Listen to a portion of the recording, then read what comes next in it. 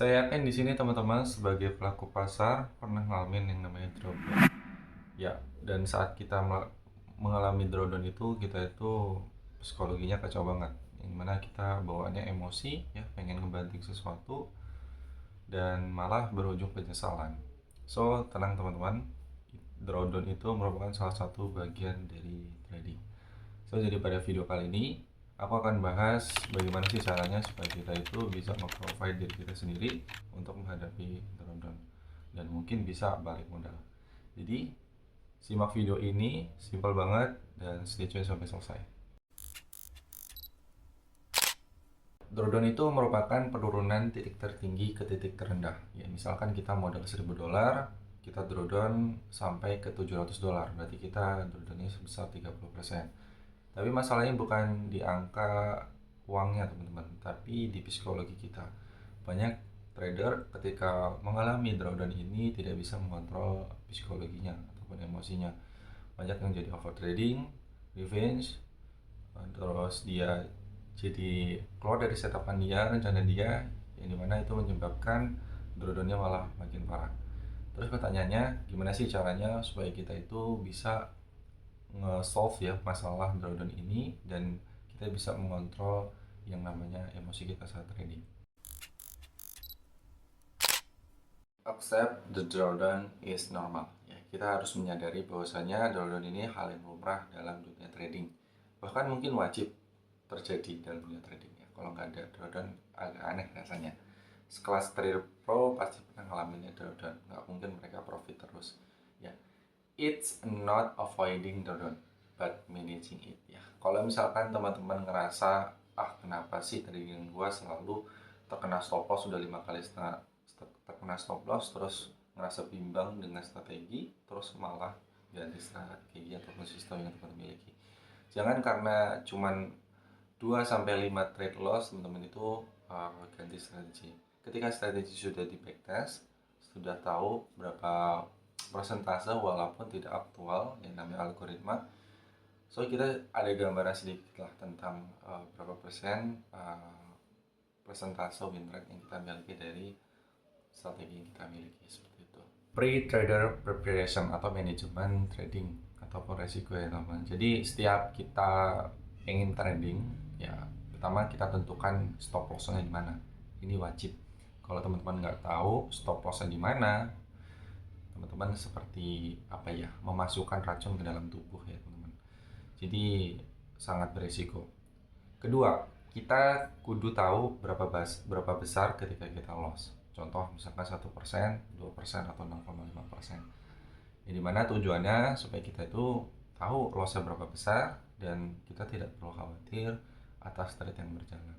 Karena pasti kita pernah sering kan ya, kayak misalkan kita trade, kita bolak-balik buka meta trade ataupun buka setapan kita, tradingan kita, yang dimana itu sebenarnya nggak ngebantu tradingan kita ya. Itu cuman malah membuat psikologi kita itu main ya, terkena, jadi malah lebih bahaya itu teman-teman. Jadi kita harus menentukan resiko per trade-nya. Selanjutnya itu adalah drawdown management ya. Jadi misalkan teman-teman adalah batasan drawdown maksimum yang teman-teman miliki setiap minggunya. Contoh misalkan kalau misalkan udah minggu ini udah drawdown sekitar 5%, teman-teman berhenti untuk trading dan coba lanjut di minggu depan. Jadi ini bukan apa ya teman-teman ya, membatasi teman-teman trading, tapi ini merupakan cara kita untuk survive di market. Dan ini yang paling vital dan paling sulit teman-teman. Jangan anggap uang tradingan itu sebagai uang belanja ataupun uang bayar utang ya teman-teman ya. Please gunakan uang dingin, uang yang siap hilang. Ya, ketika teman-teman menggunakan uang yang dimana uang itu uang panas, uang yang kita butuhkan untuk survive di kehidupan nyata kita, yang dimana tentunya manusia biasa itu tidak akan bisa luput dari emosional. Dan itu nggak baik banget untuk tradingan kita, yang dimana itu bukan tentang emosional ya, tapi tentang teknik, tentang data angka dan fakta yang terjadi di lapangan. Jadi emosional itu nggak berpengaruh banget, nggak berpengaruh bahkan dalam dunia trading.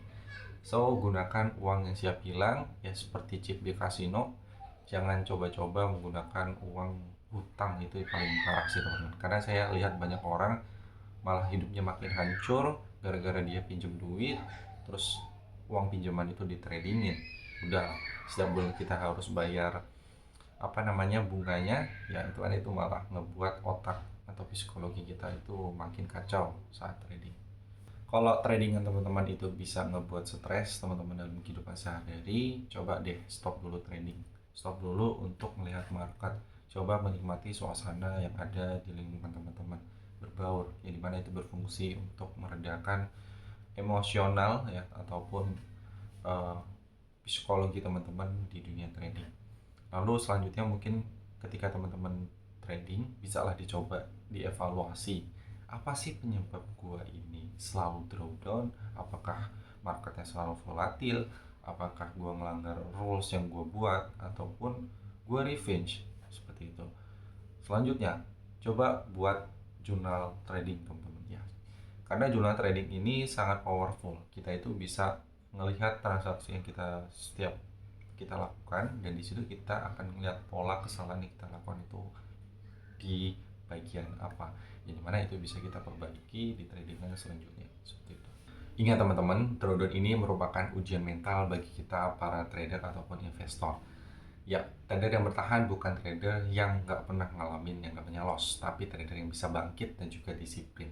Ya, kalau misalnya teman-teman tahu yang namanya Michael Jordan, dia itu pernah ngalamin ratusan kali trader yang gagal baru bisa menjadi trader legendaris.